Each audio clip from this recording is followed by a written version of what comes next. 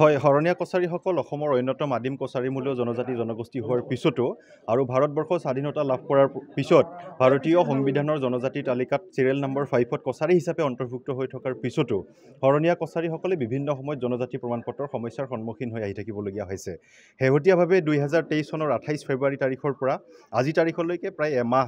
এবছৰ এমাহ সময় শৰণীয়া কছাৰীসকলৰ জনজাতি প্ৰমাণপত্ৰ বন্ধ হৈ আছে আৰু এই বন্ধ হোৱাৰ পৰিপ্ৰেক্ষিতত শৰণীয়া কছাৰী জনগোষ্ঠীৰ ছাত্ৰ ছাত্ৰীসকলৰ পৰা আৰম্ভ কৰি সৰ্বস্তৰৰ জনগণে সাংঘাতিক ধৰণে ক্ষতিগ্ৰস্ত হ'বলগীয়া হৈছে। মেডিকেল শিক্ষাৰ পৰা স্কলাৰশ্বিপৰ পৰা চাকৰি বাকৰিৰ পৰা আৰম্ভ কৰি সকলো ক্ষেত্ৰতে শৰণীয়া কছাৰীসকলে এই জনজাতি প্ৰমাণপত্ৰখনৰ সমস্যাৰ কাৰণে সাংঘাতিক ধৰণে ক্ষতিগ্ৰস্ত হ'বলগীয়া হৈছে আৰু এই সংক্ৰান্তত অসমৰ বিভাগীয় মন্ত্ৰী ডাক্তৰ ৰণোজ পেগু ছাৰৰ সৈতে কেইবালানিও আলোচনা হৈ যোৱাৰ পিছত সিদ্ধান্ত গ্ৰহণ কৰা হৈছিল যে শৰণীয়া কছাৰীসকল পূৰ্বতে যেনেধৰণে কছাৰী হিচাপে জনজাতি প্ৰমাণপত্ৰ গ্ৰহণ কৰি আহিছিলে ঠিক তেনেধৰণে প্ৰদান কৰা হ'ব বুলি প্ৰতিশ্ৰুতি প্ৰদান কৰা হৈছিলে।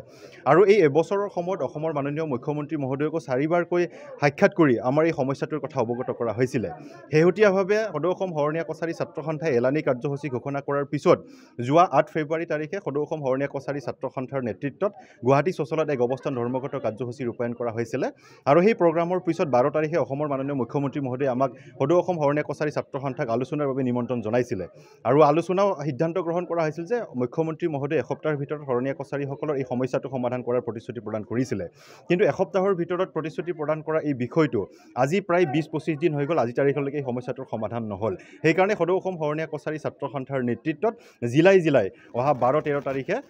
এক গণধৰ্ণা কাৰ্যসূচী ৰূপায়ণ কৰাৰ সিদ্ধান্ত গ্ৰহণ কৰা হৈছে আৰু আমি অসম চৰকাৰক দাবী জনাইছোঁ যে শৰণীয়া কছাৰীসকল যিহেতু অসমৰ কছাৰীমূলীয় এটা আদিম জনজাতি জনগোষ্ঠী, এই জনগোষ্ঠীটোৰ যি প্ৰাপ্য সাংবিধানিক মৰ্যাদা এটি অতি শীঘ্ৰে প্ৰদান কৰিবৰ কাৰণে আমি আহ্বান জনাইছোঁ। কাৰণ এই এবছৰ সময়ত 3গৰাকী মেডিকেল শিক্ষাৰ পৰা বঞ্চিত হ'বলগীয়া হৈছে, মহাবিদ্যালয় বিশ্ববিদ্যালয়বিলাকত এডমিশ্যনৰ পৰা বঞ্চিত হ'বলগীয়া হৈছে, স্কলাৰশ্বিপৰ পৰা বঞ্চিত হ'বলগীয়া হৈছে, চাকৰিত মকৰল কৰিব গৈ ঘূৰি আহিবলগীয়া হৈছে এনেক্স আৰু চাই নিদিয়াৰ কাৰণে। তো এনেধৰণে সাংঘাতিক ধৰণে ক্ষতিগ্ৰস্ত হ'বলগীয়া হৈছে। সেইকাৰণে আমি অসম চৰকাৰক দাবী উত্থাপন কৰিছোঁ আৰু মুখ্যমন্ত্ৰী মহোদয়ে এসপ্তাহৰ ভিতৰত কৰা যিটো প্ৰতিশ্ৰুতি, এই প্ৰতিশ্ৰুতিটো তাৎক্ষণিকভাৱে কৰিবৰ কাৰণে আমি দাবী উত্থাপন কৰিছোঁ। হয়, শৰণীয়া কছাৰীসকল অসমৰ অন্যতম আদিম কছাৰীমূলীয় জনজাতি জনগোষ্ঠী হোৱাৰ পিছতো আৰু ভাৰতবৰ্ষ স্বাধীনতা লাভ কৰাৰ পিছত ভাৰতীয় সংবিধানৰ জনজাতি তালিকাত চিৰিয়েল নম্বৰ 5ত কছাৰী হিচাপে অন্তৰ্ভুক্ত হৈ থকাৰ পিছতো শৰণীয়া কছাৰীসকলে বিভিন্ন সময়ত জনজাতি প্ৰমাণপত্ৰৰ সমস্যাৰ সন্মুখীন হৈ আহি থাকিবলগীয়া হৈছে। শেহতীয়াভাৱে 2023 চনৰ 28 ফেব্ৰুৱাৰী তাৰিখৰ পৰা আজি তাৰিখলৈকে প্ৰায়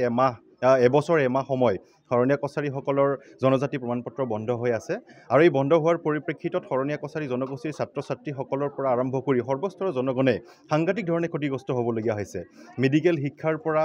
স্কলাৰশ্বিপৰ পৰা চাকৰি বাকৰিৰ পৰা আৰম্ভ কৰি সকলো ক্ষেত্ৰতে শৰণীয়া কছাৰীসকলে এই জনজাতি প্ৰমাণপত্ৰখনৰ সমস্যাৰ কাৰণে সাংঘাতিক ধৰণে ক্ষতিগ্ৰস্ত হ'বলগীয়া হৈছে আৰু এই সংক্ৰান্তত অসমৰ বিভাগীয় মন্ত্ৰী ডাক্তৰ ৰণোজ পেগু ছাৰৰ সৈতে কেইবালানিও আলোচনা হৈ যোৱাৰ পিছত সিদ্ধান্ত গ্ৰহণ কৰা হৈছিল যে শৰণীয়া কছাৰীসকল পূৰ্বতে যেনেধৰণে কছাৰী হিচাপে জনজাতি প্ৰমাণপত্ৰ গ্ৰহণ কৰি আহিছিলে ঠিক তেনেধৰণে প্ৰদান কৰা হ'ব বুলি প্ৰতিশ্ৰুতি প্ৰদান কৰা হৈছিলে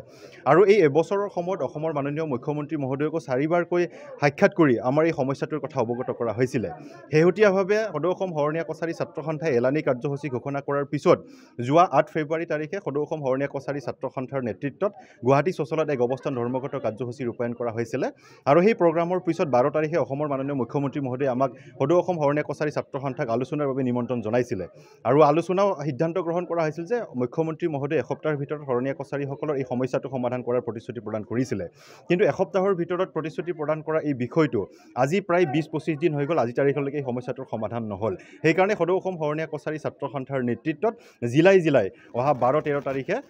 এক গণধৰ্ণা কাৰ্যসূচী ৰূপায়ণ কৰাৰ সিদ্ধান্ত গ্ৰহণ কৰা হৈছে আৰু আমি অসম চৰকাৰক দাবী জনাইছোঁ যে শৰণীয়া কছাৰীসকল যিহেতু অসমৰ কছাৰীমূলীয় এটা আদিম জনজাতি জনগোষ্ঠী, এই জনগোষ্ঠীটোৰ যি প্ৰাপ্য সাংবিধানিক মৰ্যাদা এটি অতি শীঘ্ৰে প্ৰদান কৰিবৰ কাৰণে আমি আহ্বান জনাইছোঁ। কাৰণ এই এবছৰ সময়ত 3গৰাকী মেডিকেল শিক্ষাৰ পৰা বঞ্চিত হ'বলগীয়া হৈছে, মহাবিদ্যালয় বিশ্ববিদ্যালয়বিলাকত এডমিশ্যনৰ পৰা বঞ্চিত হ'বলগীয়া হৈছে, স্কলাৰশ্বিপৰ পৰা বঞ্চিত হ'বলগীয়া হৈছে, চাকৰিত মকৰল কৰিব গৈ ঘূৰি আহিবলগীয়া হৈছে এনেক্স আৰু চাই নিদিয়াৰ কাৰণে। তো এনেধৰণে সাংঘাতিক ধৰণে ক্ষতিগ্ৰস্ত হ'বলগীয়া হৈছে। সেইকাৰণে আমি অসম চৰকাৰক দাবী উত্থাপন কৰিছোঁ আৰু মুখ্যমন্ত্ৰী মহোদয়ে এসপ্তাহৰ ভিতৰত কৰা যিটো প্ৰতিশ্ৰুতি, এই প্ৰতিশ্ৰুতিটো তাৎক্ষণিকভাৱে কৰিবৰ কাৰণে আমি দাবী উত্থাপন কৰিছোঁ।